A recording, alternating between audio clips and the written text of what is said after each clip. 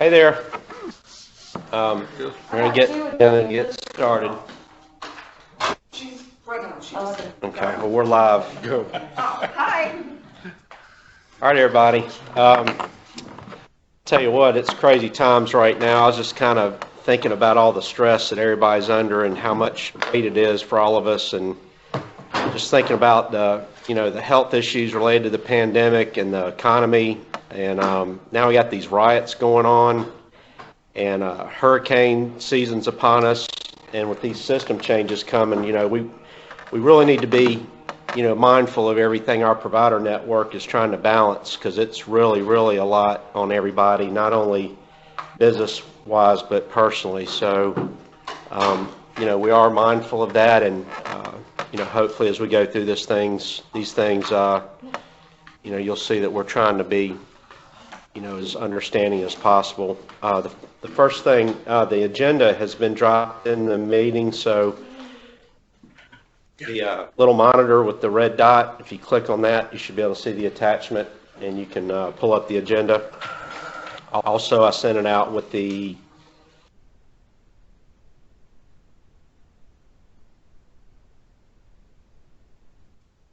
They couldn't hear you. can y'all hear? Can somebody please chat me? I don't know if you've heard. We can hear. You cut off that.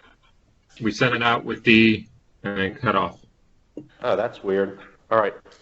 So anyways, and we sent the agenda out with the announcement yesterday as well. So hopefully you have multiple sources for it. The most immediate thing we want to get out there is discussion of the Band B and I project.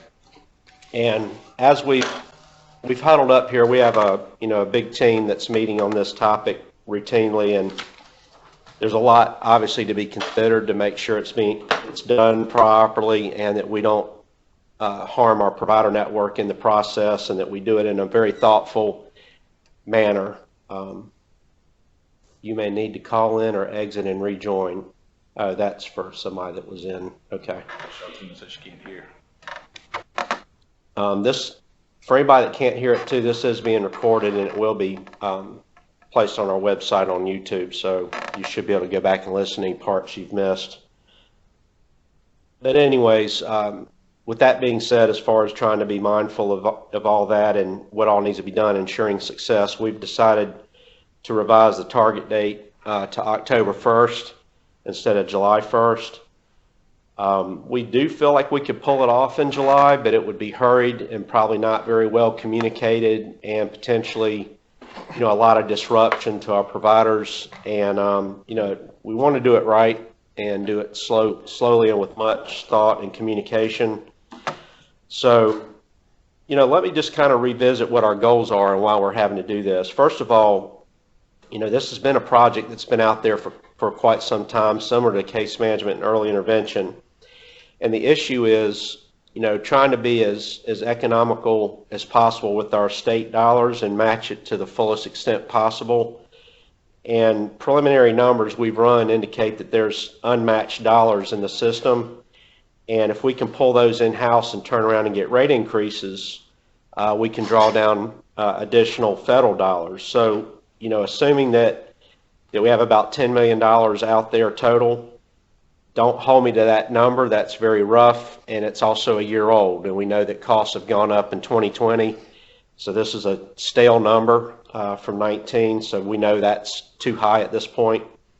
But using that number, we could turn around and draw down another $20 million in federal dollars and put, a total $30 million back in the system. So, our goal is to make sure that our state dollars are used as efficiently as possible to drive services and ensure that we provide funding to our providers that they can live on.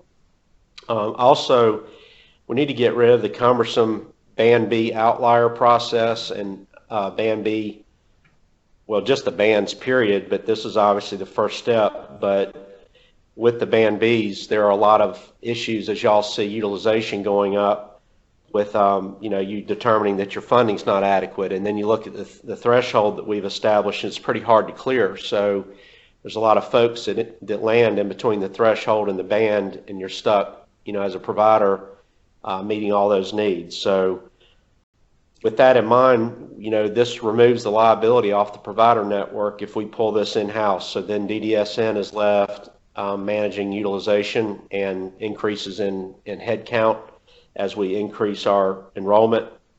So those are our major overarching goals related to why we want to do this. Obviously, the pandemic situation has accelerated the need to do this, but regardless of that, this was on our short list to be done, in the next year or year and a half. We were looking at it anyways, so it's just moved it a little bit up as far as getting it done. Our approach, we'll be looking at this on a statewide basis as well as on a per provider basis. We need to make sure that we understand how each individual DSN board is impacted. QPLs, since they're not in a band system, don't have to worry about the band Bs and Is, so we are looking at the 39 providers, and we'll need to make sure that we completely understand the provider level impact. Based on that, we also recognize that providers are using and if they have surplus funds in these bands, that these funds are being used to meet the needs of other programs. So in other words, if you have $400,000 in excess funds, we recognize that you're not just pocketing that, you're having to turn around. Some of it may go to your bottom line, but most of you are using those funds to pay for residential and day services or other program costs. So we recognize that issue exists and that we're going to need to review our bands and our rates. And our goal would be to get higher rates with HHS, so these any increases we do are matchable. The problem is getting rates increased with HHS is a process, and we don't have much time. We only have 3 or 4 months to make this happen. We're going to push as much as we can to try and make that happen, but if not, we're committed to using our savings, our state dollars, to do something on a temporary basis, to get us through so that we don't destabilize the system. Also, we're looking at providing cash assistance and fiscal reviews to those needing help with transitioning. We're not going to leave you out there on a limb. We obviously do appreciate and request that you try to obtain lines of credit, though. We don't need to be in the business of just giving money out as loans. We're actually forbidden to do that in a certain extent, so we've got to jump through some hoops to make sure we don't get in trouble with the state here. But we prefer that folks are able to get their own equity line or their own lines, and so if you need help with us on that as well, we'll be glad to assist you. One thing you can look at is collateralizing your lines with real estate. Taking out equity lines or what have you also are an option. But if none of that is possible, we're not going to leave you out there and hang you out to dry. Also, as we compute all this information on a provider level, we're going to be sharing this with each of you. Not statewide, you won't have access to everybody's information, but your own. And as we get that, we will then begin working with you, and we will challenge you to actually recompute the numbers yourself and make sure we haven't made a mistake, because we're relying on a lot of data dump and analysis that by nature can be fraught with error because we're looking at it on such a large scale. You're the most familiar with your own board and your people that you serve, and so when we do get this out, which we hope, what we're trying to do is still act like we're going to switch July 1 internally.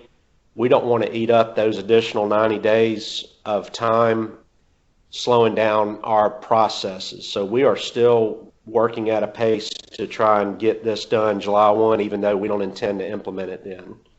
So hopefully you'll have this information sooner than later, and we can begin to work collaboratively on those numbers. If you have questions, you can type them in the chat, and I've got my laptop here this time so I can review this with you as y'all have them. And we also have a question and answer session at the end, so it'd be less disruptive if you can hold it to the end, but if it's a burning question, go ahead and drop it in. The question was, just to be clear, October 1st date is when you plan to actually do the switch. That is correct. If we get to the October 1 date and it still doesn't seem to be the right date, the commission has approved us to go as late as December 31. for a 1/1 switch, but we do feel like it's appropriate and can be done on an October 1st date. Was it not discussed at the commission meeting that you had until 2021? We do, but they don't want us to delay it that late. They prefer that we get it done July, but you know, we just need to do things in a proper manner, and we don't want to delay it unnecessarily. So yes, that was the latest date, but it was very, very clear from the commissioners that they didn't want that to be our target. They wanted that to be our drop dead date if we couldn't make it happen any sooner. Will we get our numbers in July? Yes, that's our goal. I think I stated that a minute ago, but it probably was after you typed in your question there. But yes, we're trying problem is with our systems, trying to really get solid information. If you think about it, you know, we're subject just like you to when providers are billing Medicaid.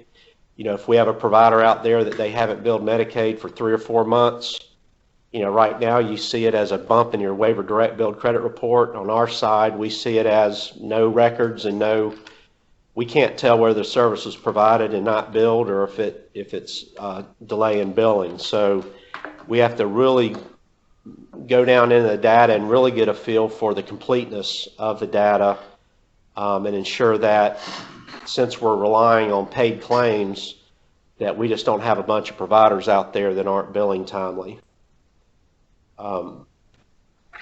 Was it they or just one commissioner? Well, it's particularly one, but I think they all agreed with his sentiments. So this is something that we will be presenting to them at the next meeting, probably at the Finance Committee meeting Friday as well, to let them know what our plans are, and you know, we'll go from there. All right. Next, we have. Do you have anything to add, Pat? I just want to emphasize a couple points, and that is we've always been talking about fee-for-service for a number of beneficial reasons. The urgency for fee-for-service now is not artificially accelerated. It's accelerated because the whole predication of the band system is when we put money out effectively, there's a predictable pattern of billing. Well, the predictable pattern of at-home billing has been broken. Yeah, we average $30 million a year from at-home day program that right now is not billing much of anything. So if we start the ban process and we put all the money out there and we don't get the billings to equal it, now all of a sudden the system is cattywampus, and now all of a sudden we're in a position where we're not getting things properly matched. We have cost settlement issues. So we're moving forward not because this is a continuation of pre-COVID fee-for-service interests. We're moving because we have to do something in order to solidify the payment system so that it actually works. And fee-for-service eliminates a lot of the problems when it comes to ensuring that the funds being used actually generate Medicaid billable. So I just want to clear that. And the second issue is, I just want to reinforce, this is just for fee-for-service for at-home services, P's and I's. And that's about 35% of your typical board expenditure. So 65% of it is still going to be prospectively paid for residential services. So it's only, from a cash flow perspective, you're looking at about a third of your business going fee-for-service. That's all I got. So, you know, we're going to have, in the past, this was mentioned in line with the residential rate increase. Will the information on residential rate increases be available in July also? I thought I spoke to that earlier, but the issue we have is that we have to work with HHS to establish rate increases. That's not done just by walking across the street and telling them what we want. There's a lot of effort and process that goes through to get a rate adjusted. So we are not sure when the actual rate with HHS will be adjusted. We obviously want to accelerate that as fast as possible because we'd much rather spend 30 cents on the dollar than $1 on the dollar. So our ultimate goal is to get this in the match game so that we can maximize the value of our state dollars, state appropriation. But in the meantime, we can't wait on HHS because we're going to have to somehow, if we're taking $10 million out of the system, we're going to have to somehow put it back in some fashion to make sure that the system is maintained in a healthy environment. We got like phases here. We can't wait for everything to be perfect to make things happen. We have to move and have a strategy to get to our ultimate goal, which is a series of rates with HHS that factor in acuity and so forth. But it's a project. I mean, it's not something we can just accomplish overnight.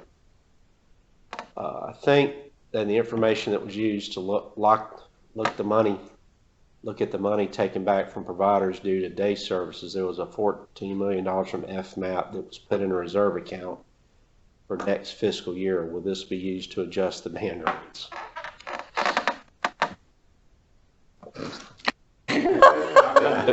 We keep talking about the FMAP. To me, I look at it as we can do the flip revenue neutral as long as we are very sensitive that some boards have excess and that we got to be concerned about that transition so they don't become destabilized. That 14 million is 14 million over there. It's not in my line of sight, but it's always good to have 14 million in the bank. But again, the purpose of the FMAP is for COVID and the related expenses. And so I don't have it in our plans. I mean, theoretically, we don't need that money to accomplish what we're doing. We're basically restructuring our funding system with the money that's already in the game. And to deploy FMAP to the provider network, when I've looked at this, in a nutshell, what we're being told is, well, let us hold on to the FMAP. Y'all don't need it. Pass it to us. We need it. But I don't get that that mindset. We've got to maintain our health here.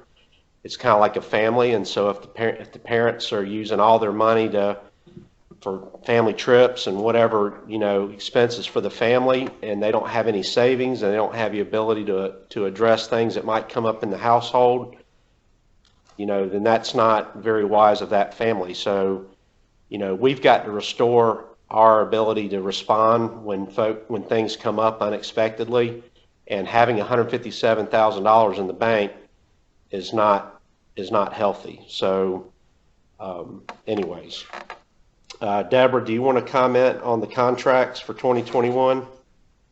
Yes, I'd be happy to. I just wanted to give everybody a quick update since contracts will be coming out in the next few weeks. We are doing all the original contracts through DocuSign this year for the first time.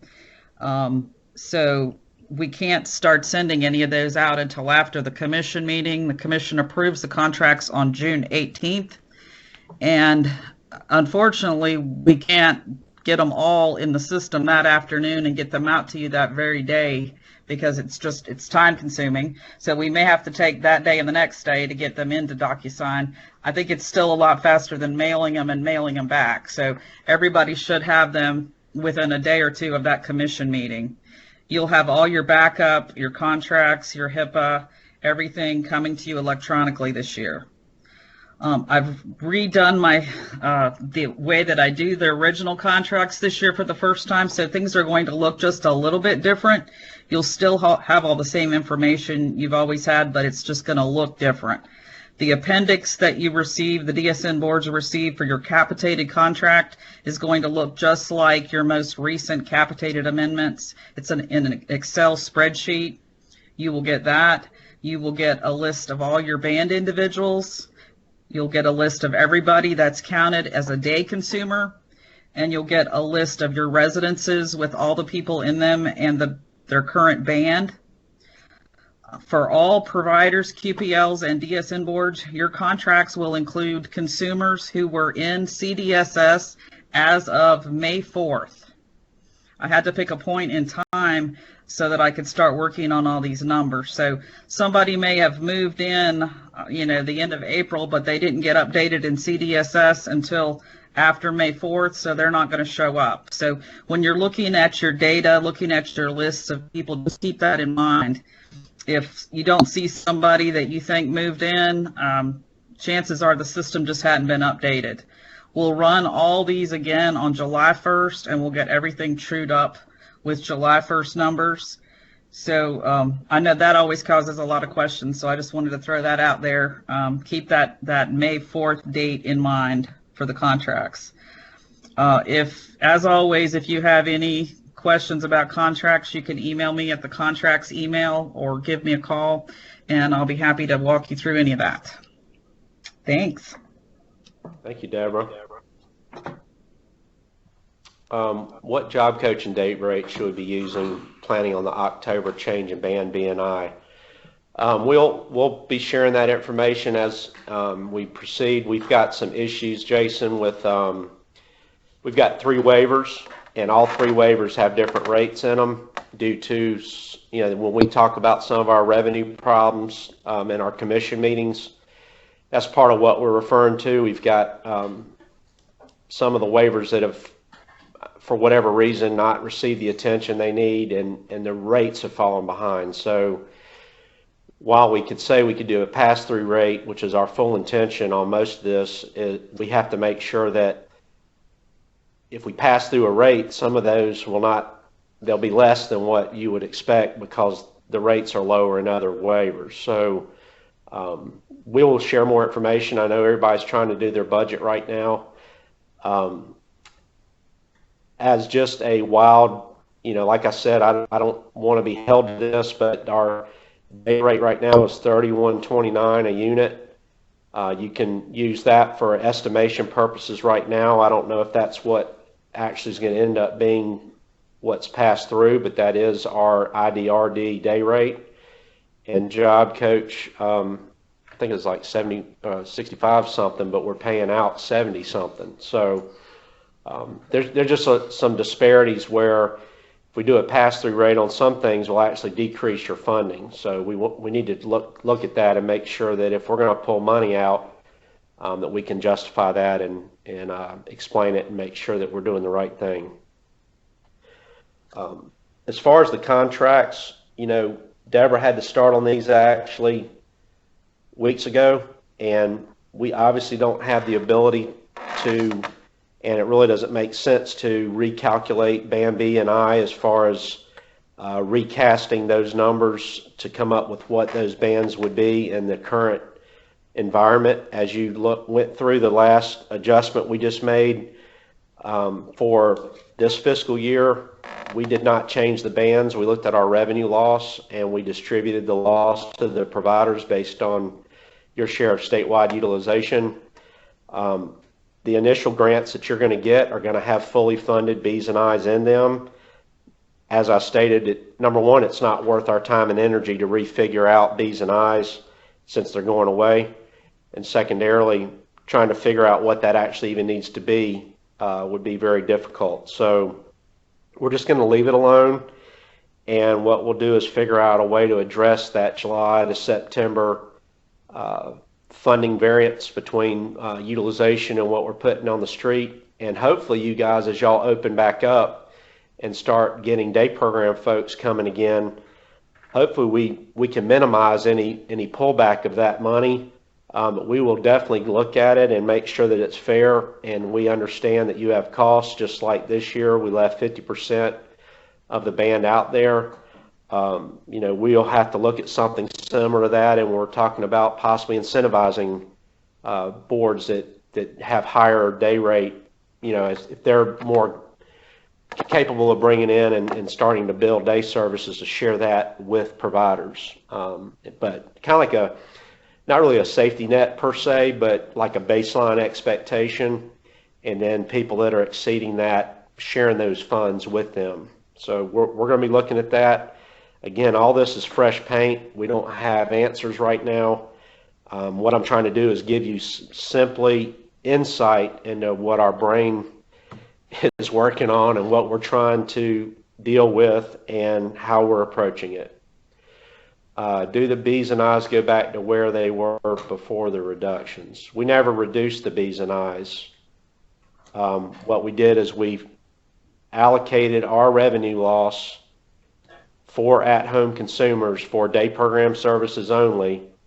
We did not touch the bands. The bands are still the bands. You will not get a contract amendment for 2020 reducing band payments. This is actually, the contract is not going to be adjusted at all. This is like an adjustment / settlement type of process that we went through for this year. Anything you want to add to that, Pat? Just keep in mind, when we start July 1st, I think, as Chris was saying, we're going to start with the, correct me if I'm wrong, the Full bands. Yep. But be mindful, we're going to be tracking utilization, providing utilization, and if utilization remains very low for July, August, September, we're going to have some settlement in that process so that we can recover. If they're not being utilized, then we're in a position where we're going back to the same old problem with the bands, putting state funds out there and not getting them properly matched. So there'll be a caveat to the full funding. There'll be some approach to, after the first quarter ends, some level of reasonableness as to, if it's close enough, we'll be done with them. But if utilization is way down, we're going to have to do some adjustment. Okay. Moving on to year-end processes and deadlines, I got Kelly here, who's our finance director, and Deborah Wilson, who's our director of accounting and contracts. And so this is really a request we have. Wow, that's loud. I hope y'all can't hear that leaf blower. We're asking for their sake that you participate and help us with this process. Wow, I can't even think. We sent a memo out just the other day, and it went out without the checklist accidentally, and then we huddled up just to make sure we had all that right before we sent it out fully again. But our goal is to make sure that we can close our books properly. Just like you have your books, you need your vendors to bill you so that you can get all your payables in and start closing your books out. We're in a similar situation. I hope he's not going to tell them to stop. So part of the problem is that we're, I'm serious. It kicks this vertigo in. My vertigo starts going, but the issue is we're relying on you guys to get your stuff to us. So there is a nice list that I think we've provided to you.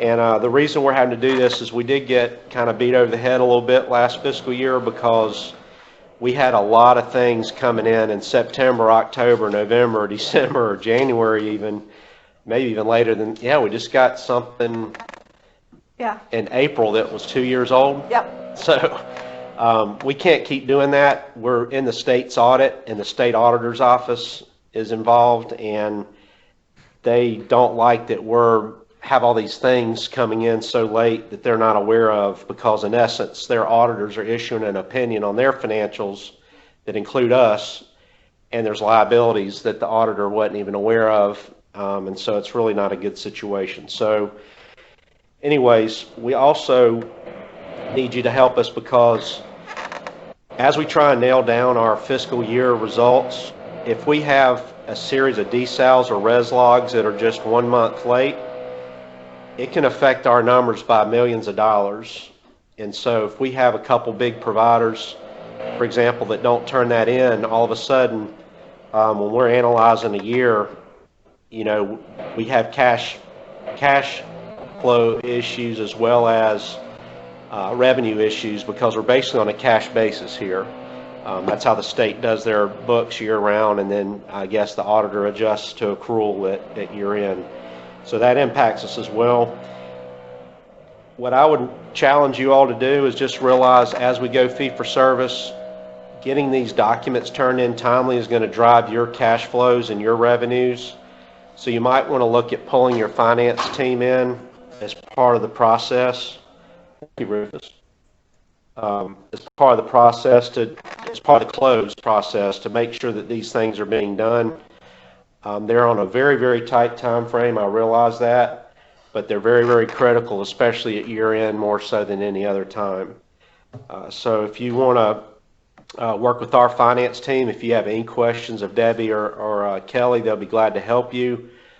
Same with our SERB department, LaKenya and Carol. If you have questions on stuff there, we're here for you. We just need you to help us there, trying to do a better job of getting these things in and paid. We hear it loud and clear, unfortunately.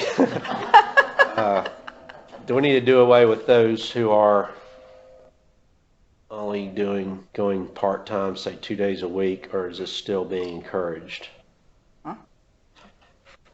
I think he's talking about day program attendance. I mean,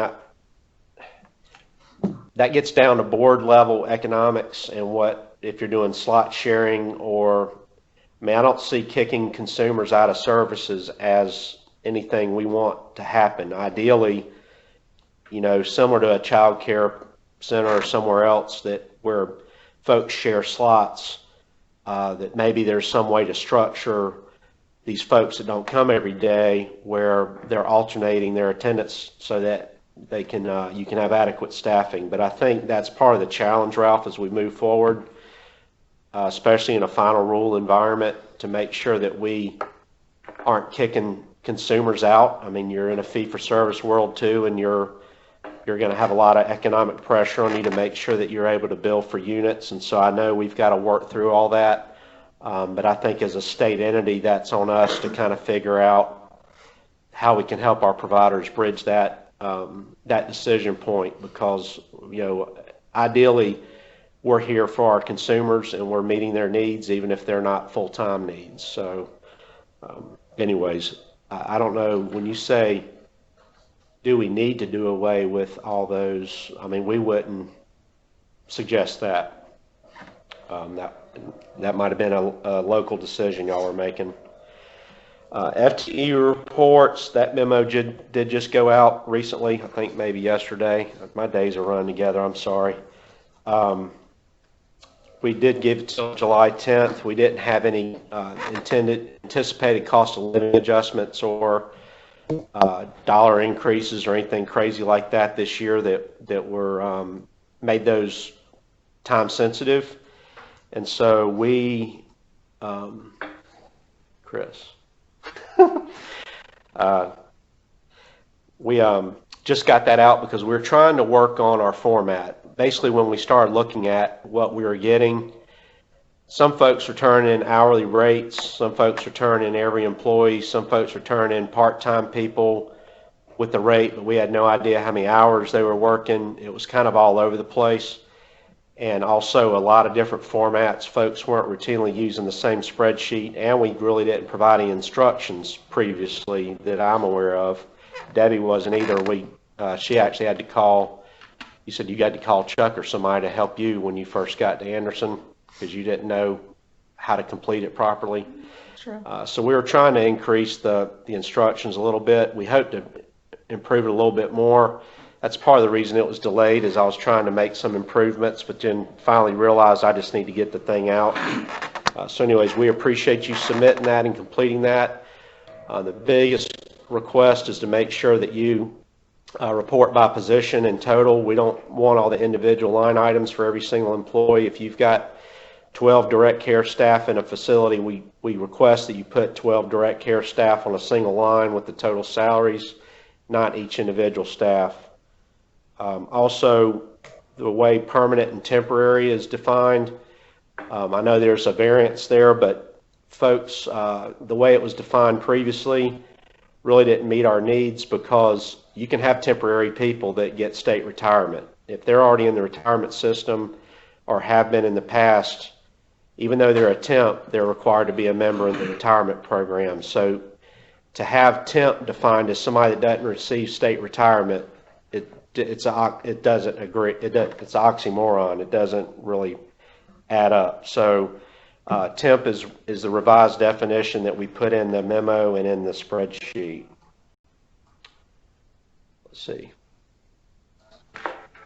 Ralph, I think probably what you need to do, I'm going to ask you to kick your day program questions to the day program group that I know you're in, or I think your agency's in, aren't they in there? Yeah, they were part of those. So I think you've got some valid points, and I'm a finance person, and I don't think I've got the answers for you, but I do think you're not the only provider probably struggling with that decision point.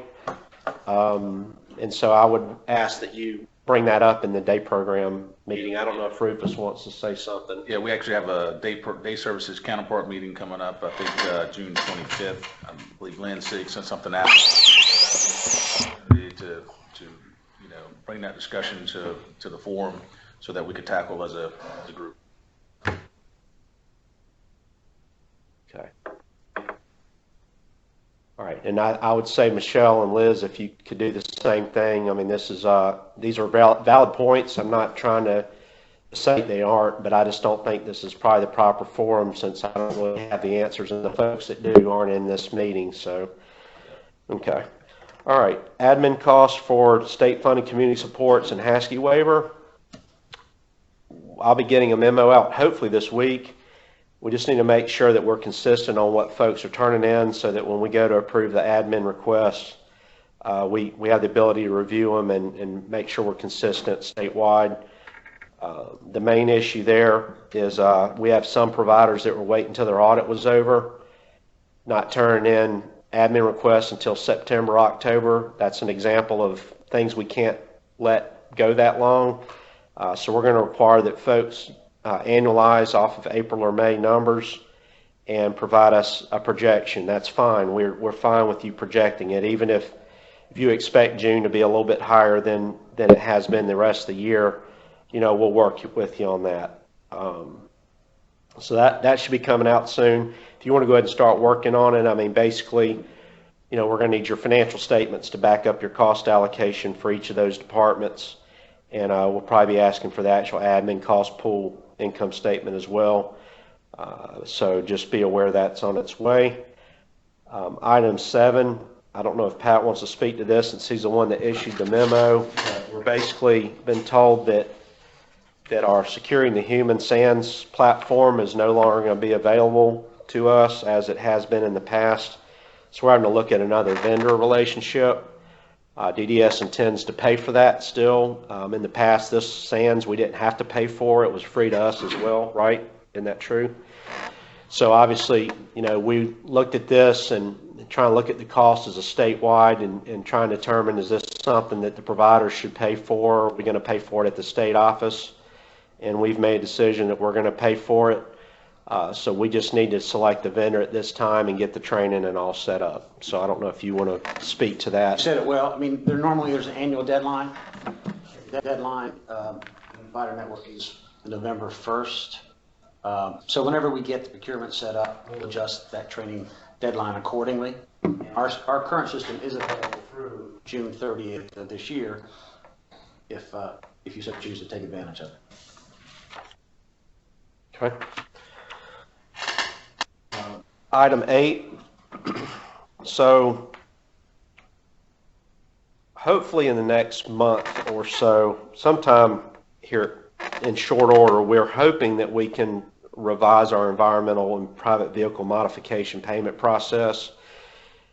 We've identified, I know Kevin had mentioned something pretty much when I started asking why we do the mods the way we do them, that it made no sense, because I guess he looks at it when he went out and did audits or something. Kevin, I just remember you asking something about it when I got here, but what we're wanting to do is take the providers out of the middle of it. It's really a mess right now when you consider case managers are now working for other agencies, and there's a lot of communication gaps when it comes to, we're involved here with environmental and private vehicle mods, and then you've got a case management company potentially that's involved, and then you got your agency that may be the financial manager.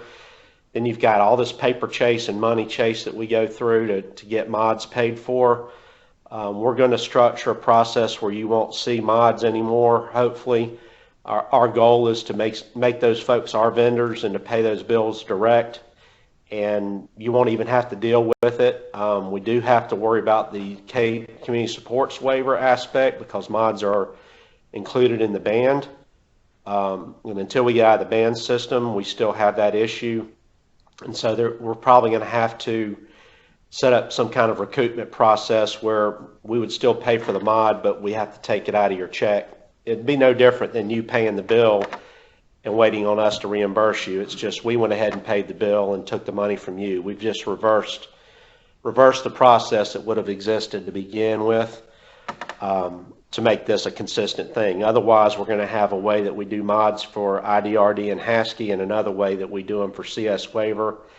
And it's just, let's go ahead and get it fixed, because that's the direction we're headed anyways when these bands flip. So I think that will be really good for the financial managers and case managers, because they're not going to have all these issues trying to fill out these forms and get this money and communicate to each other. So hopefully that's good news to the providers, and you'd look forward to that.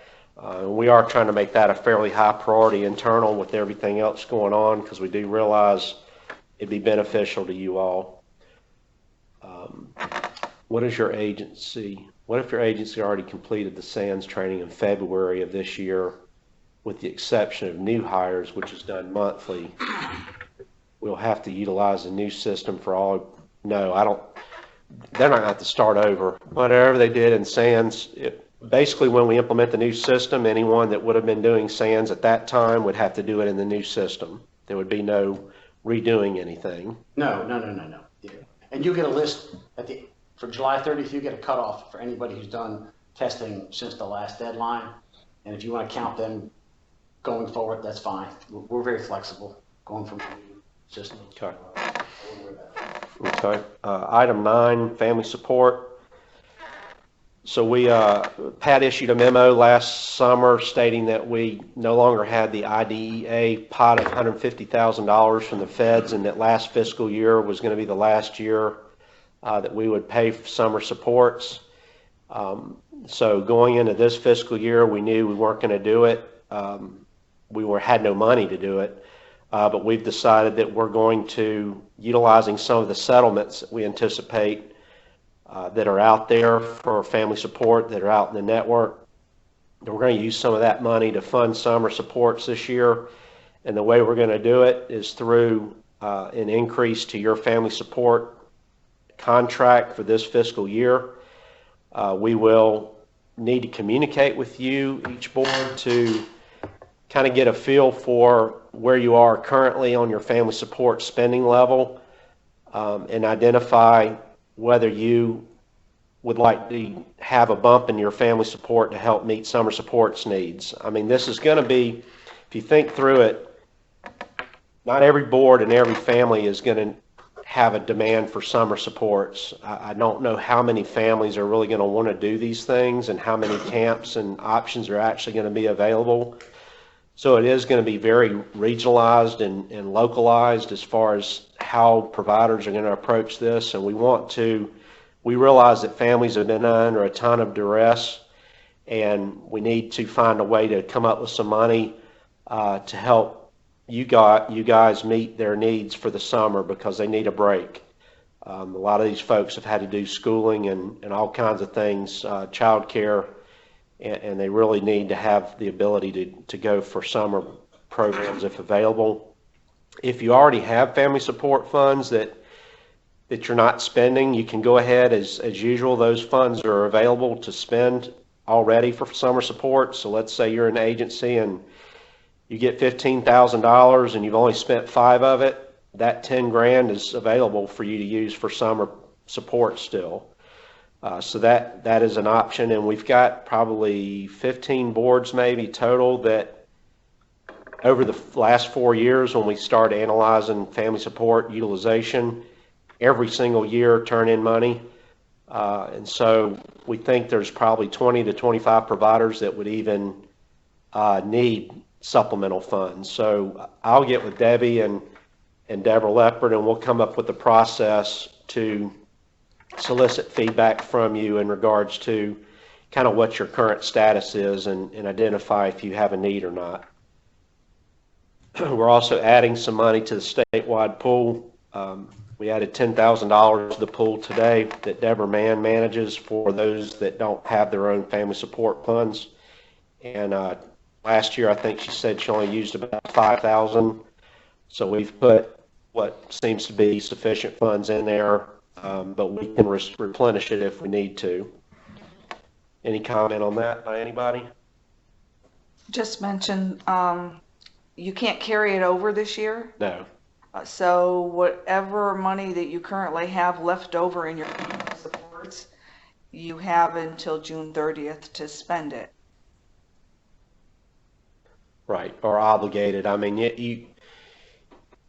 your auditor, they're issuing their audit report saying that it's materially correct, and so there are accruals and so forth you could have them do to pull expenses into the current year that maybe haven't ticked every single box on a payable. You just don't want to get too aggressive with it, but from an auditor's perspective, they're issuing an opinion on your audit, and if there are excess accruals that are reasonable, then that is a possible way to manage that as well.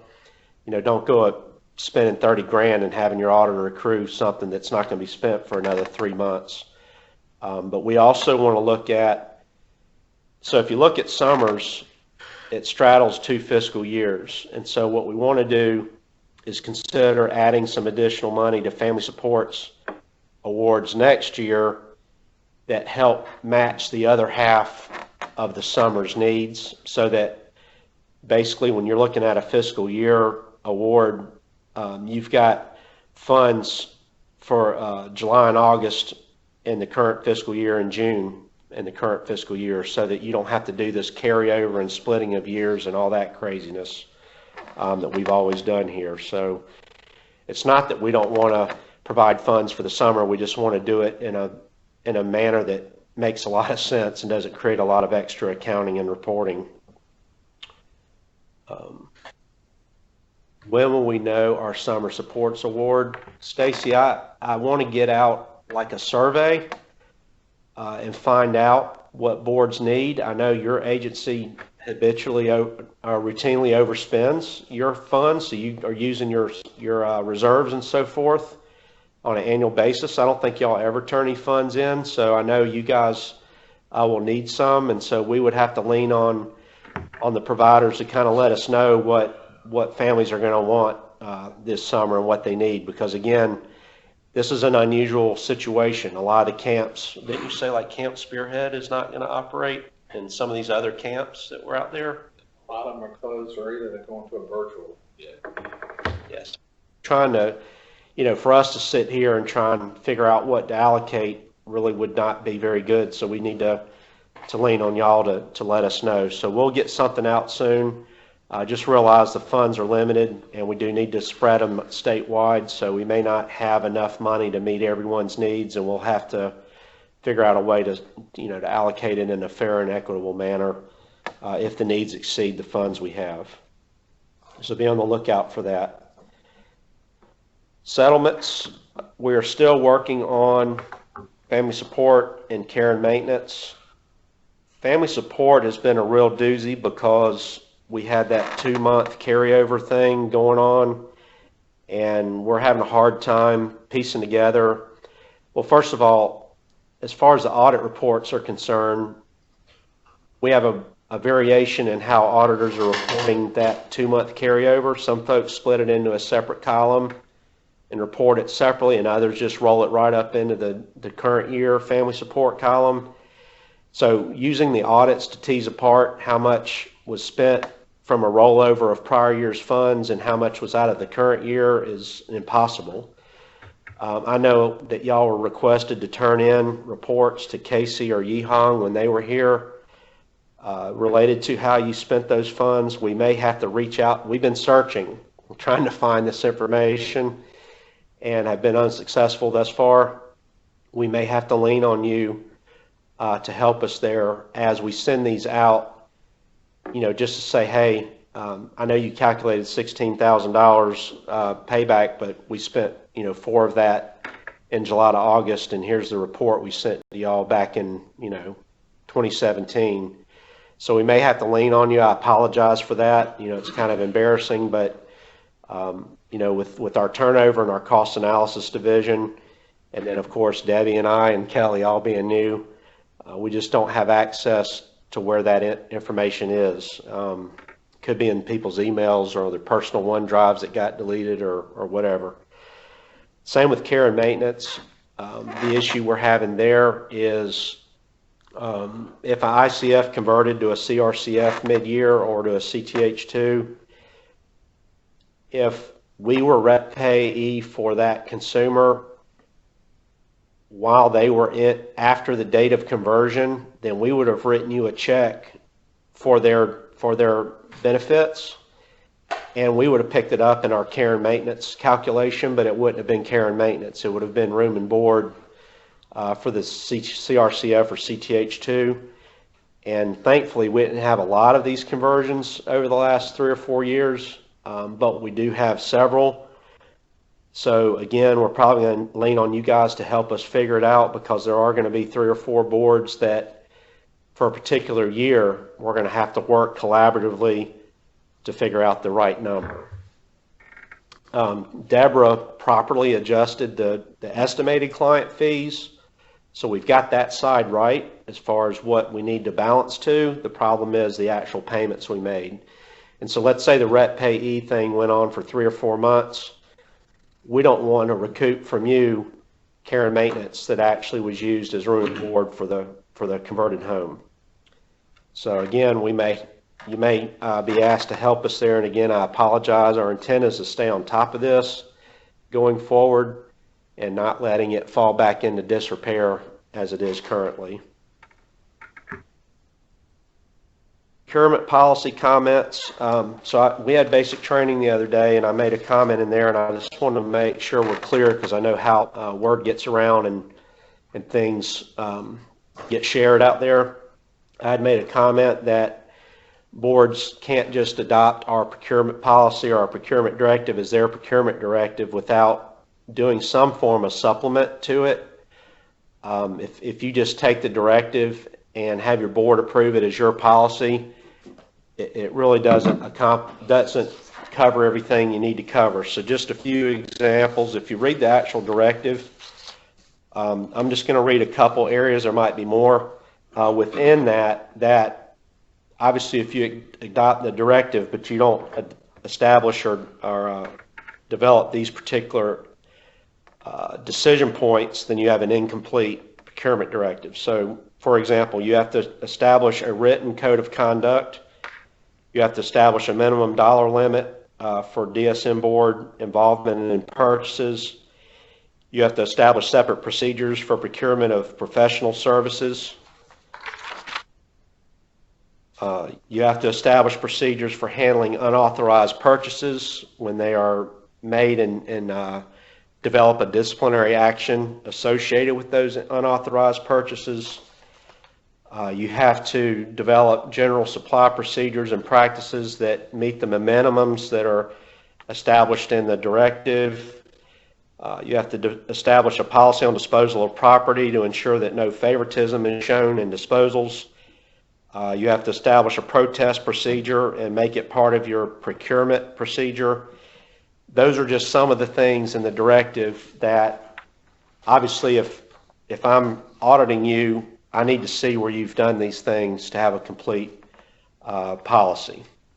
So I just want to make sure that was clear. You can adopt the procedure. You can. You just have to complete a supplement to go with it to clean up those items that require local decision making. Item 12, we are working on an auditor resource repository right now. Basically, if I'm an auditor or if I'm a finance director, I've got to go all over the place to find things I need to be effective and to do my job. For example, standards, internal audit findings, different trainings, consumer funds training video, directives, different manuals. There's a host of things, cost report forms. It's a lot of things. So we've identified probably, 40 or 50 documents that we're in the process of building out our website. Hopefully it'll be done maybe even today. I know they're working on it right now, where there'll be a link and you can go there and it'll provide you an organized list of those things that you need to do your job, and also you need to make your auditor aware of that existing as well once we put it out there, because again, the goal is to help them be effective.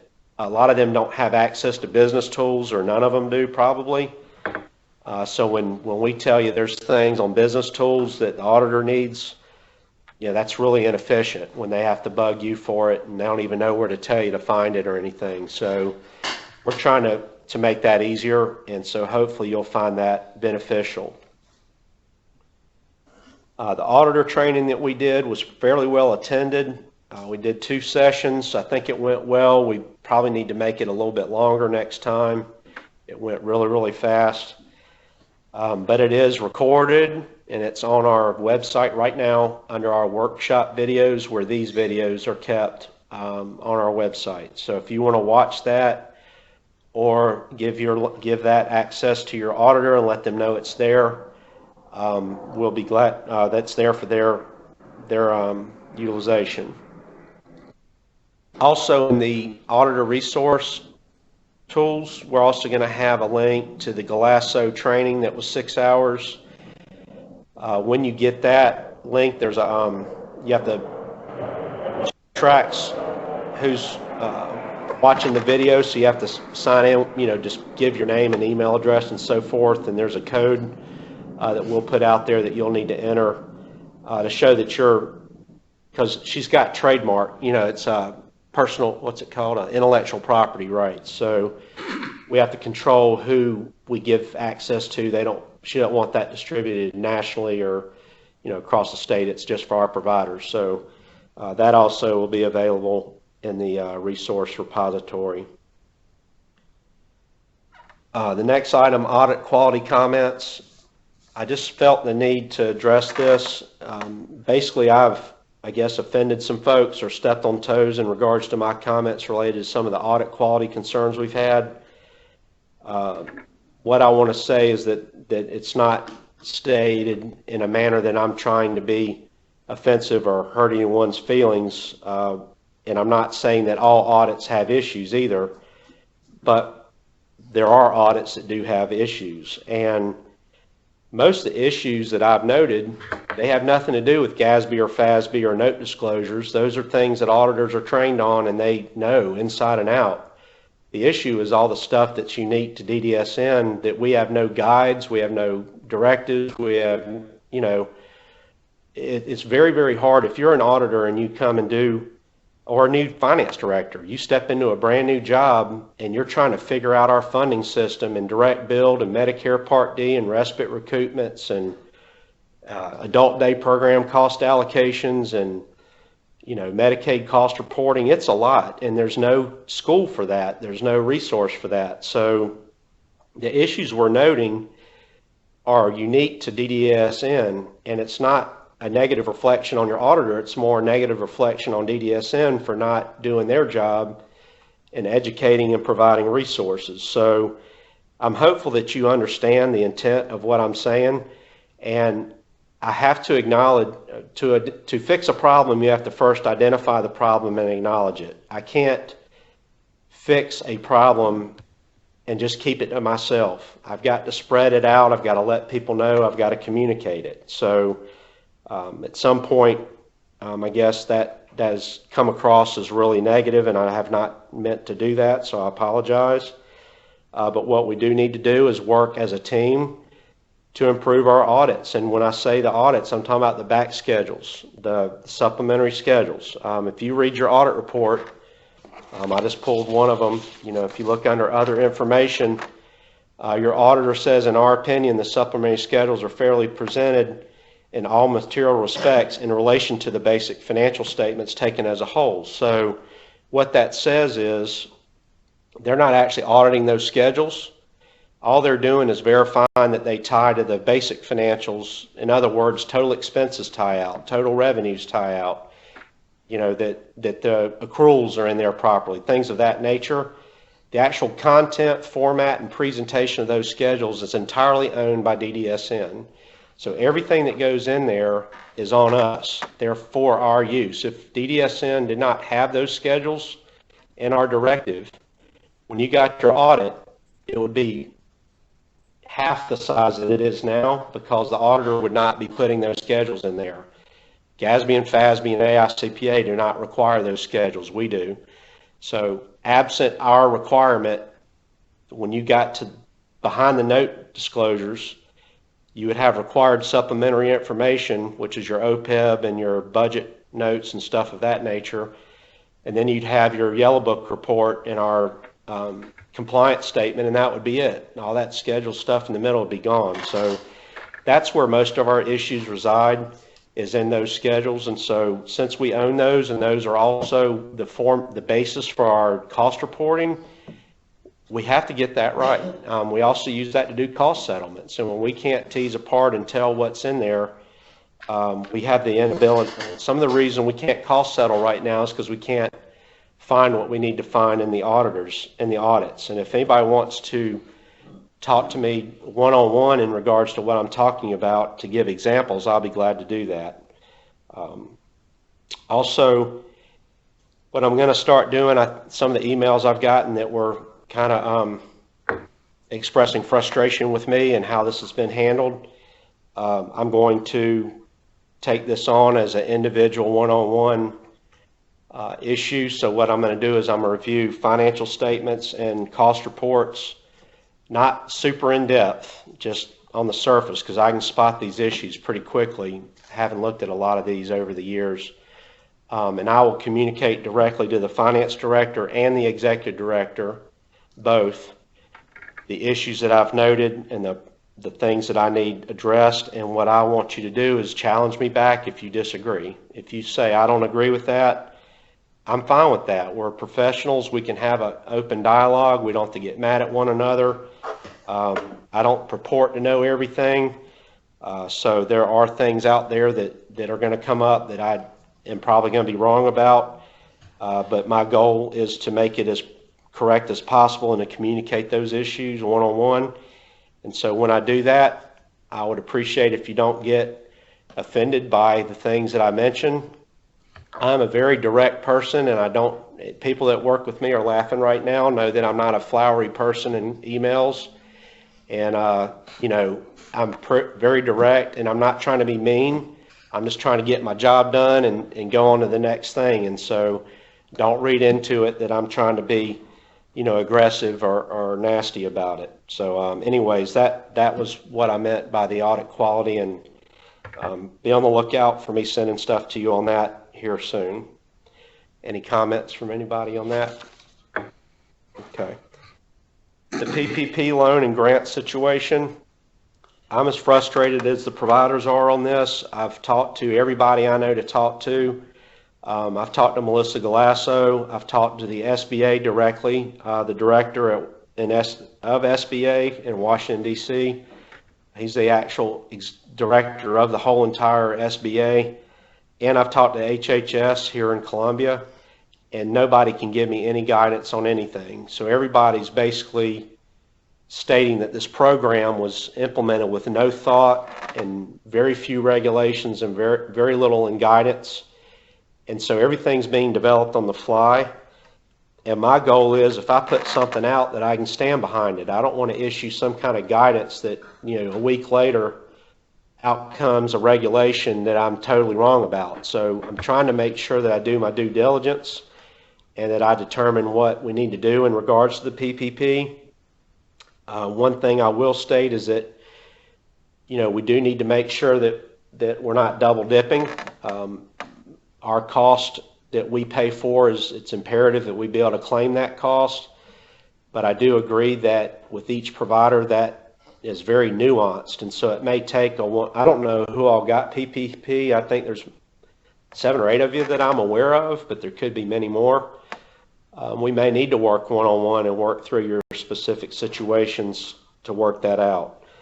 I guess most of you do realize that the House voted 417-1 to extend the 8-week period to 24 weeks. It has also gone to the Senate and appears to have bipartisan support at this time.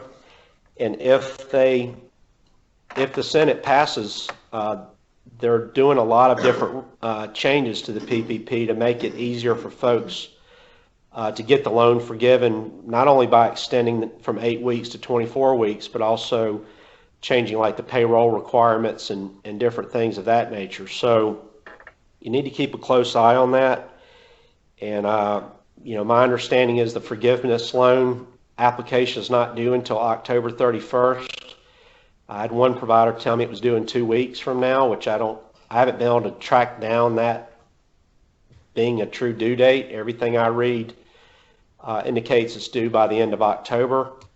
And the application is extremely complicated. There's a lot of really good YouTube videos out there and calculators that you can watch and use to help you compute your forgiveness and complete that application properly. We are not going to be in a position to guide you as to that. You're going to have to hire your own lawyer, accountant, or educate yourself internally. But we definitely will work with you as it relates to any potential allowable cost considerations. The other thing we need to realize is that according to GASB and FASB, this is considered a non-exchange transaction, and a non-exchange transaction, you cannot record revenue until the full transaction has transpired and all obligations are fulfilled. So what that means is in 2020's audit, you are not going to be able to record any revenue whatsoever. All this will be a loan. And until you've submitted the application and the SBA has actually approved it and given you the forgiveness number, that is when you record revenue. So that could be 2 years out, potentially, depending on if they extend that October 31 deadline. So if that's an issue, we're going to have a matching problem, and we might have to have y'all do a cost report adjustment in the current year's cost reports for estimated forgiveness. So we've got a mess. I mean, it's not easy. We're not dragging our feet on issuing guidance because it's a hot mess, and I just don't know all the nuances, and every time I think I've got everything figured out, there's another layer to the onion. And so I think we're going to have to do a cost reported training and make sure that everyone understands how to record this. And also OPEB and GASB 68 is also something we need to cover in that training, which is down on our list here in a minute that I'll go over. But anyways, that's the PPP. And I do realize it's very confusing and frustrating for you, and I'll do all I can to get you information as I come up with it. Number 16 is just a reiteration, just to remind folks, please make sure you're capturing your day program cost in your day program, even if those activities are transpiring in the residential program itself. ResHab is ResHab, not DayHab. So if you're doing day habilitation in your residential habilitation program, you can't mix those two. So every board is different. You need to figure out how you're going to record those costs, whether it's the full 8-hour shift or a portion of the shift or 10 hours or whatever it is. You need to make sure that that is not reported as residential cost. The other issue is we really need that because we are continuing our rate work. And so as we continue our submission of our cost, to have residential habilitation artificially inflated and day program habilitation artificially deflated is really going to mess up our effort to get those costs reported to HHS and justify rates. Because, let's just say the day program costs are not reported and they're in residential. And we say we had a million units this year. Well, if we're not reporting the accurate cost and you divide that by 1 million units, you're going to get a much different per diem or rate than if we had captured those costs properly, because the units are getting captured. So the numerator, which is the cost, if it's artificially low, it's going to drive down that rate, and we don't need that. We need the rate to be as consistent and accurate as possible. Item 17, just another reminder, we've talked about this a couple times, is that we're not allowed to claim Other post-employment benefits or GASB 68 pension liability, unfunded liabilities. If you have a trust or you are funding those liabilities in some other manner in a irrevocable manner, you can't just put it in a savings account. There are specific rules. You can start a trust or join one of the statewide ones that's available. But if there are no funded OPEB or 68 obligations, then you cannot count those as expenses, and neither can we. And so as we identify those in your audit, those costs obviously are going to come over to the cost report. Very easy to pull those out of the, let's say it's a CRCF, and you've got it readily identified in your audit that this is the OPEB and this is the 68, because we've asked you to do that in the back schedules last year. We asked you to start doing that. That's really easy to pull out, but don't forget you've got those same costs in your cost allocations. So your intermediate pool admin that got spread has 68 and OPEB in it, and so you have to do an admin cost adjustment, as well as ICF, residential, HUD, maintenance, adult day. Any intermediate cost pool will have to have an adjustment so that those costs are not reported. And so that's why we need to do a cost report training, because I know folks are going to need some help with that probably. Not everyone, but some folks will. COVID accounting issues. Again, we've talked about this several times, but I just want to keep it, front of brain, if you will. One thing that I don't know if folks are aware of, I'm assuming software programs maybe identified this, or maybe your CPA if you're working with them. I did not find this until yesterday, and it was on accident. Wages that are paid under the Emergency Paid Sick Leave Act or the Emergency Family Medical Leave Act are not taxable for Social Security purposes for employer only. So in other words, if I pay somebody $5,000 for EFMLA or EPSL, I don't have to pay Social Security on that. The 6.2%, it's exempt. So you need to look at that and make sure that you've applied that properly, because this is a tax savings that you should have, and we need to check with our state as well and see what we're doing here, because I was totally not aware of that. So I can send you that reference if anybody wants it. You can Google if you want wages under section 3111 or 3111 or section 3221A. Those are the code sections that cover this, and that's a nice little savings for you. The employee still has to contribute.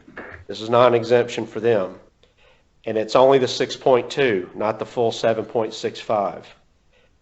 So check into that if you're not already on top of that. It could be that I'm just behind the times and everybody's like, duh, we knew that.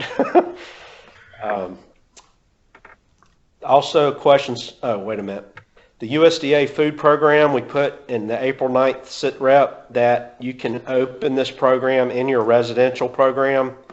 We got a letter from a provider saying that they were no longer allowed to have USDA because the day program was closed, and they were not able to do it in the houses. And I don't know if that's because they weren't able to or they thought they weren't allowed to. So I just want to make sure that everybody knows this is a fairly long-term situation probably, where you're providing day hab in your residential programs.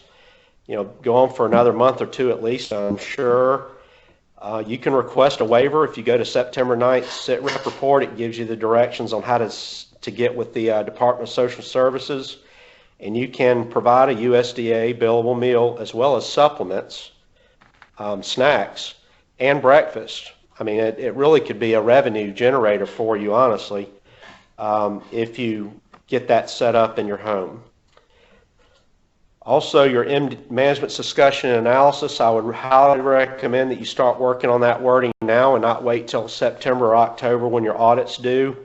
That GASB is expecting and has issued guidance stating that you have to really update this MDA to discuss the impact of this pandemic on your business and how it's going to affect your future operating and what impact it had in the current year. There are some examples out there, and there are guidelines to ensure that providers are updating their MD&A. And we'll be looking for that when we review our audits as well, just to see that folks are doing that, because it is required content.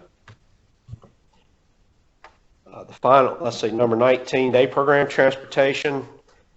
Again, I've received a couple emails stating that DDSN has stated that providers are to use a $7 per trip reimbursement rate for families or consumers that are providing their own transportation.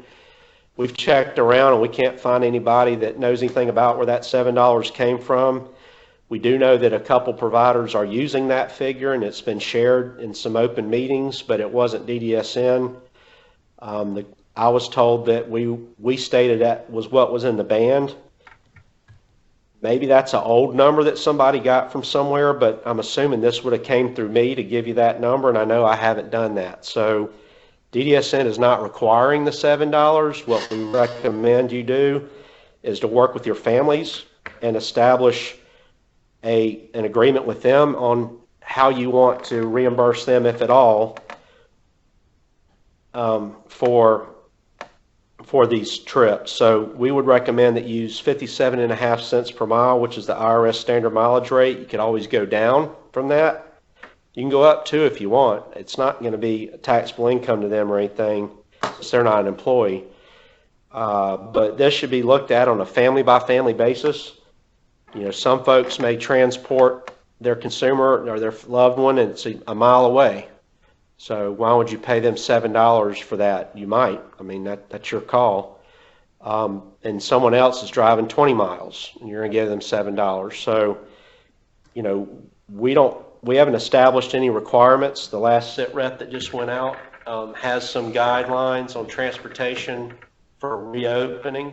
Yeah, right. It's a general guidance for reopening day programs that, and one of the sections in the guidance talks about transportation, where actually just basically what you said, using the IRS mileage reimbursement rate as a base, and then some of the documents that were shared by some of the members of the focus group, they used a stipend method to reimburse families for transportation, and $7 was the rate. And again, the thought was that it was part of the formulary for the day's unit, but Susan's saying that it did get public. It came out of people prior to me getting here. okay, So she's saying that has been shared at some point. yeah, and you know, From us, but just know that we're not requiring that. You know, if somebody asked, well, how much is in the band, and that's the number that was given, I haven't revalidated that number, but I could, but we're not going to dictate what that is. yeah, and if it works for families and works for you guys, I think it was a good idea from the providers that relayed that and shared that, so we appreciate it. Right. No, you do not have to issue a 1099. This is not a taxable income item. You are doing a reimbursement for an out-of-pocket expense, so you do not have to 1099 them. If you are already paying a family for things that are 1099, you need to make sure that you don't include this in their 1099 when you do report that. So if you have a situation where you're already going to have to do that, just make sure you're not over-reporting. But we have to either provide transportation or pay families, correct? Rufus, I'll take a stab at it, but maybe I'll just let you answer. Do they have to pay families or provide the transportation? It's part of the rate, and so transportation is part of the rate, so it's expected to be delivered. But if like somebody brought up an issue where the consumer actually drives, and if transportation is offered and the family either prefers to drive and declines compensation, then that's legitimate. Yeah, I think the offering of the payment and reimbursement is really where you need to get versus, requiring that you pay them. So, and again, we're not going to, if you and the family reach an agreement, it's not our, that's not in our purview or anything that we're worried about as far as what y'all come up with. We just need to make sure, that it's fair and that the family is in agreement. Anything on that? No.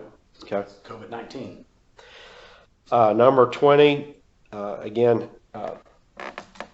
Rufus would recommend that we just make sure that folks know to track your expenses in this area. if you do have the opportunity to seek additional funding as we enter hurricane and evacuation period, we are requesting that you work through the SCEMD. I think Rufus is going to be issuing some guidance. Do you want to speak to that as far as what's going to be coming out? Yeah, we're trying to push out a situation report this evening that will have the latest, the 2020 hurricane guide, which is, accessible via SCEMD's website. And also on yesterday, FEMA published the 4th edition of the Public Assistance Program Policy Guide that details the provisions and eligibility process for federal funds when there's a presidential declaration of an emergency. And so it's very comprehensive, and there are a lot of different opportunities to not only help agencies respond and recover to major disasters, again, when there's a federal a presidential declaration of an emergency, and also opportunities for mitigating future disasters. And so the document is pretty comprehensive. I haven't had a chance to read it. Like I said, it was just published yesterday. But one of the predicates in there talks about detailed billing, for disaster-related expenses. And so it was just more of a kind of a best practice that going into hurricane season, which started yesterday, to have folks be mindful of that. All right, and with that being said, we're going to open the floor to questions, and if anyone wants to unmute themselves and speak, feel free to do so. Otherwise, you can chat it, and I'll read it out. Ooh, a long one. Can you read that one from, oh, no, this is mine. Never mind. I thought it said something about FEMA. It says FMAP. Going back to the FMAP, you mentioned that DSM plans to keep those funds like a parent holding money for a family emergency. Since this federal match increase was intended to cover providers' COVID expenses, will there be any consideration to give a temporary increase for those programs already transitioned to fee-for-service and case management EI retro to January 1st? Anybody want to take that one? Do you have it? I mean, Yeah. it's the same. The purpose of the FMAP was not to go to providers. It was go to the system needs. Part of the system needs is provider needs. I think we haven't talked about this, or maybe you have, and maybe Mary talked about it, but we're putting in another, you talked about this, we're putting another Appendix K in, ask for a rate increase for day programs so that we can adjust to the COVID-19 social distancing, because you have to increase staff in order to basically profitably run a day program. So to me, that's the intent of the money, is to put it back into the system to help the system recover. And so that's what we're doing. So rather than, we have to be judicious with that money, because this process is going on. We've already spent a substantial amount of money getting out of the day program situation. So the answer is it's for the system, it's not for the providers. Many of us have poor experience with FEMA. Do you feel confident that COVID will be covered or hurricane expenses covered? I don't personally work with them directly, so I'd have to kick that at Rob or Rufus and see if they have any insight. It's a very protracted process, and if you think we're bureaucratic, dealing with the federal government is even worse. I will say that this year, South Carolina Emergency Management Division has a point of contact that we're going to try to entice to present at our upcoming annual disaster preparedness meeting, which we hope to have in a couple of weeks. And so that representative will be there to talk about the public assistance process and eligibility, and you'll have a name, face, and hopefully a local phone number to go directly to a person. So yes, I agree with you, Liz, that process has not been provider friendly or anybody friendly. But again, it's I think those folks do the best they can to push money out and grants out when and where possible. DDSN was successful in getting mitigation grants to install emergency generators at several sites throughout the state, but that process still isn't complete. We're actually, have a few more of those projects to execute. So it's very long and labor intensive and paperwork intensive. That's why we made the comment about making sure you have at least your expenses segregated so that when there's a declaration, that information is concise, because that does help expedite the process. We do encourage you to go and download the new manual that hopefully answers a lot more questions and is we haven't been through it yet. It's a thick manual, but we do encourage you to take a look at that and to take a look at the extensive resources that EMD has under public assistance on their website. I don't know, Ben's on this call. I don't know if Rufus knows the answer to this. Any news on a possible waiver of the transportation requirement from the state? I know we've talked about that as far as Appendix K, but I don't know where we landed on it. Or Lori, if she's on. Oh, do you know? I don't know, but I think it's a good idea just to clean that up. Because I think, in the COVID-19 world where we're trying to get day programs going and there is a requirement to do it, you don't want to negatively impact the consumer or their families. But at the same time, we want to be realistic that given social distancing, it's an incredible burden on the provider to meet those requirements in advance. So I think that is something to consider for sure. To address that issue. Yeah, and hopefully by the time we have our day counterpart meeting, we'll have some of these answers firmed up, or at least a response on the amendment, the Appendix K. So at least if you'll plan on attending on the 25th, hopefully we'll have some answers. Can FMAP assist with PPE related expenses and engineering designs for HVACs, which I don't know what engineering designs for HVACs means unless engineer controls is a form of engineer control to mitigate the risk of infection. I imagine that's what they're talking about. We are considering tossing around, and can't commit to it at this time, but it's been discussed a couple times up here, is creating like a mini grant opportunity for folks to deploy like ion filters or other similar technology as it relates to ventilation systems. We've got to, just because of all the other priorities, we've been unable to circle back around and finalize that, but I know Mary's supportive of that. Pat is. We haven't talked to the commission about it yet, and I don't know if it needs to go to them or not, so that's a decision that needs to be made as well, but we are hoping to use some of those funds for that, Liz, and so hopefully we will get that announcement out sooner than later. As it relates to PPE, that is a situation that we're looking at statewide. One of the things that we've done is, and I don't want to get ahead of anything else that we're doing, but in a nutshell, we're challenging providers to look at a holistic approach to their costs. For example, I know that many providers, I did some quick review, some of you on this call that I know because they've been asking questions, going to be saving $20,000 to $30,000 a month in adult day health care, transportation, and actually adult day health care. Some of y'all have state fleet leases, and those vehicles are not being driven to and from the day programs anymore, and those per mile cost charges should drop. Gas has gone down from $2.50 a gallon to $1.30 or whatever it is.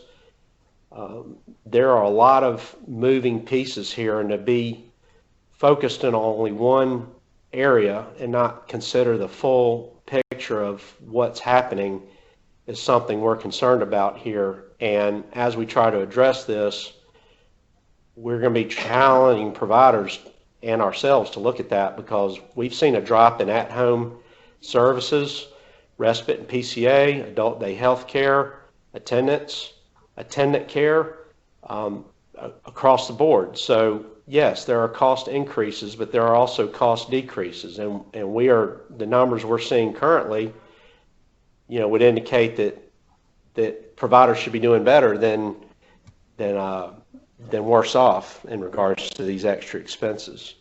Now, one thing I will mention, direct bill credit reports are 3 months behind, so you will not see until July, when the July credit report hits, those savings. You may have seen some in June when March's credit report hit, because half the month, in March was after this COVID hit. And so you may have seen a drop slightly in June, but come July, we've run our numbers and we expect the credit reports to be down significantly because some of these utilization issues. But yes, we are looking at that, Liz. A lot of, as you can imagine, everybody is asking about that. We've just got to make sure that as we look at that, that we look at it with the full view of everything going on. Do you have a comment, Pat? No, I think you hit it right there. Trying to figure out where I left off because the questions are coming in. Personally, I have no faith in FEMA. Hurricane Florence, yeah. I understand Charleston got hit pretty hard. All you can do is do the work and hopefully get it approved, but I understand it's an unfortunate situation for providers on the coast when it comes this time of year. And then, of course, during the winter, you've got the upstate where they're dealing with ice and snowstorms. So it is frustrating, and I feel bad that those costs actually occur. Yeah, and hopefully as we build relationships, with SCMD and the staff there, we're starting to get on first name basis. That'll help our system out as we learn and work together. So. One of the commissioners stated that we should be required to pay back the unbilled day services to DDSN. However, there's been no mention of receiving relief on the residential side where costs have increased. So we're incurring more expenses on one side and have paid back money that we could not bill for on the other side. It does not appear to pass the fairness test. Well, what I would like to do is work one-on-one with providers that have this experience. I know, looking at the information that was turned into me as this occurred, where I asked for staffing information, we had houses where maybe on second shift they have one person that was on second shift, but because of day program staffing and not wanting to terminate anybody, they brought 2 people in on first shift. And so the argument is made, that you're 1 to 7 or 1 to 5 in the day program, and you're 1 to 2 in a house. Well, those same 4 people were at the day program 1 to 4 or 1 to 7 or 1 to whatever. And why there's 2 day program staff in the house on first shift across the board is part of that. And so I really would like to look at individual board impact, because I think a lot of it has to do with how boards are implementing this. And I do think there are some nuances depending on how big your residential program is compared to your day program. There are a couple boards I know are saving money right now. They've expressed it to us. And I just think we have to be mindful of how this impacts each individual agency, because I think everybody is a little different. So if you would like to work with me on that, I'd be glad to look at that for you, and then maybe you can help us understand that, and we can do something about it. We're not trying to hurt anybody. We just got to make sure we're making good decisions. Let's see. Glad to hear we're looking at another Appendix K and adding day rate increase. Are there any other items that are being discussed being added to Appendix K? I'm gonna have to, Lori, are you on? No, she's outside. Okay. And Mary's not in here. I do know there are things on our laundry list. I can't quote them right now. I can't quote them, but I know one of the things that I can give you the general idea, and that was equity issues to QPLs because of they're not holding the band, so they're not getting possible, some of the benefits of underutilization that may accrue to the boards are not accruing to the QPLs. And I think we looked at QPL, their utilization. So I think something's in there, and we'll get you more specifics about it, but I think that was the other issue in there, was to try to true them up to be on equal footing to the board's benefits when we handled how held them harmless for the day program through April 30th. Is that the retainer payments or? It was something along those lines. It was definitely QPL, day program, and individual employment. I think we're adding PPE to the DME assistive tech. Yeah. We're trying to. As a separate item. I can't remember the specifics. And Chris, this is Ben. Just a quick comment. These are all just things we've requested, of course, to HHS. None of them have been approved, and Lori would know more about feedback. But we did ask that the assistive tech waiver service, the supplies waiver service, would add PPE. And then we've also are asking for a virtual means for day programming as well, potentially. Thanks, Ben. The largest expense we have is personnel, and that did not change pre-COVID to post-COVID. I think on a per provider basis that may be true, but I can tell you of other providers, not that I'm going to do it right here, but we have at least two that have let us know that their personnel costs have gone down. So a lot of it has to do with whether you had staff in the homes already in first shift, whether you have how you staff those homes, what you did with your administrative structure and day program. Are they on furloughs or still being paid? I mean, there's a lot to how this was implemented at each individual agency. So, and I know, Susan, you got a PPP. So if that's the case, we'll work with your agency to make sure that you claim those costs on your PPP. Goes 24 weeks. You'll have a funding mechanism for that. Hurricane evacuations are a perfect reason why we need to have a healthy reserve. We're almost $1 million for the last 3 hurricanes. I agree. I mean, there's a 3-month reserve there, and I don't think anybody disagrees that that's necessary. I know it used to be 2 months, it went to 3, and maybe somebody thinks, well, maybe we need to revisit that, but I think everybody here, that's been in business, that understands cash flows and the need, the ebbs and flows of cash, 3 months is healthy. And if we could get to 1 month or 1 week, that would be great. There's many of you on this call that are at 3 or 4 months after I looked at your cash balances, and we don't even have 2 hours worth of cash. So when I went through our burn rate, we have literally 2 hours of operating in our cash. So 3 months reserve would be really, really nice.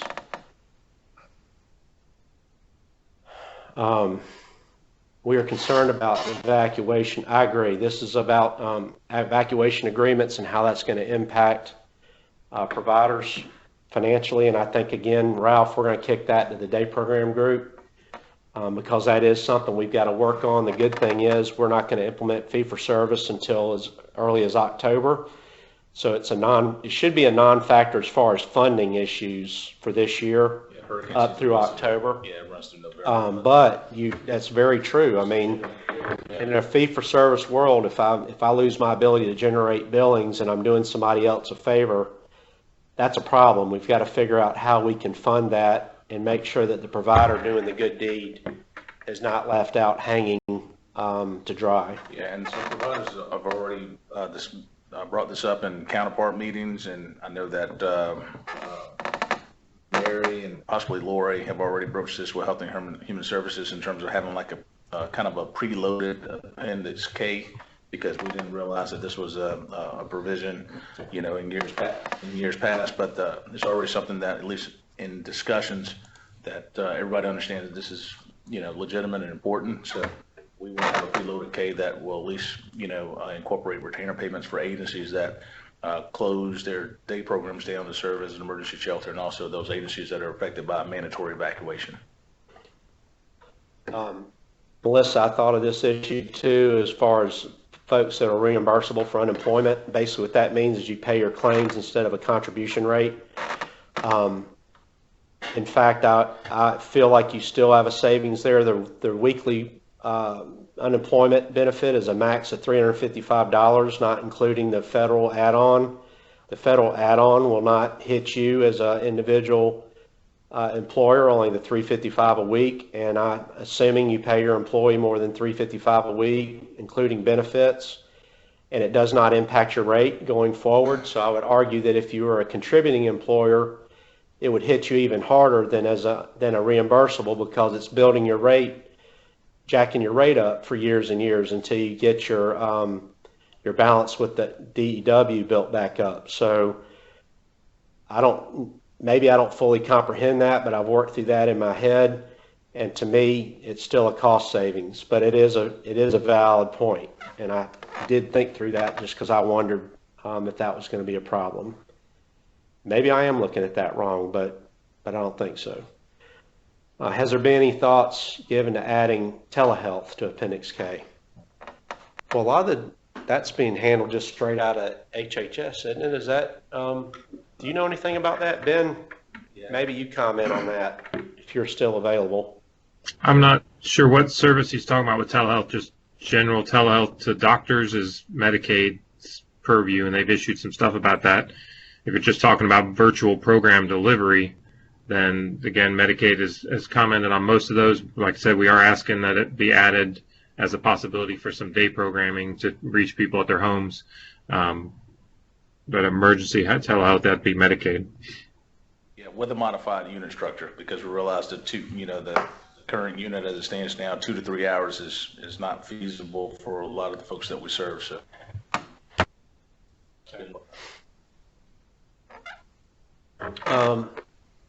Day losses occur as well for provider who is traveling with consumers to deliver services. Alternate locations out of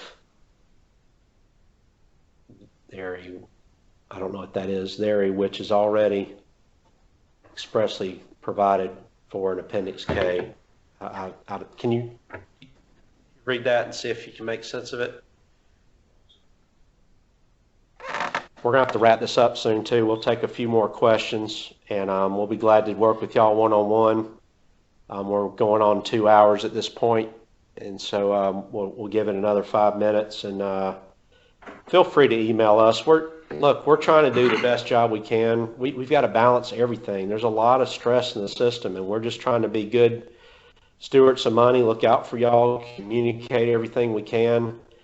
So, communicate with us. We'll pick up the phone. We'll be glad to talk to you. Yeah, Liz, give us a call and help me understand your question. I think I do, but it's emergency telehealth. I just want to make sure I understand whether it's emergency health care. She says, to clarify, if we travel during a hurricane and are gone for 5 or 6 days, we want to be able to build day program. That's part of that. That's part of the retainage. Preloaded K to address that. We feel like we will be able to get that reimbursed. Yeah, for sure. Okay. All right, and then hearing some more horror stories in regard to FEMA and hurricanes and so forth. Our goal, everybody here is hopeful that we can get the rates increased in residential and day to a standpoint where all these things are built in. Pat talks all the time about building into the rate risk.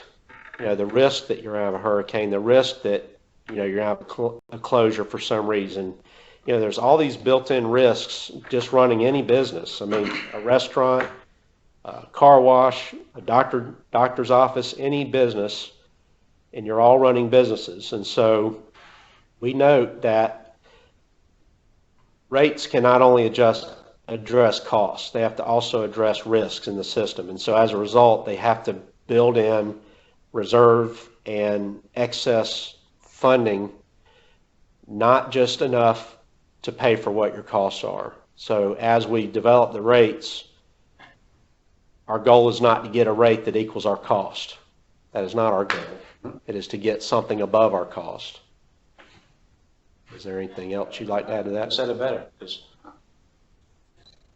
in the past, we were a shock absorber, and if we're not a shock absorber, they've got to be able to have a rate that provides them the capacity to absorb the unforeseen. Right. So yes, it's critical. All right. Well, I appreciate everybody that's on this call. You know, I know you're all dealing with a ton of things, and I'm sorry that it's so stressful, but if we didn't answer your questions satisfactorily, or if you end up having a question based on something you heard today, you know, shoot us an email, give us a call, and we'll do the best we can to answer it. All right. Well, everybody stay safe. Thank you.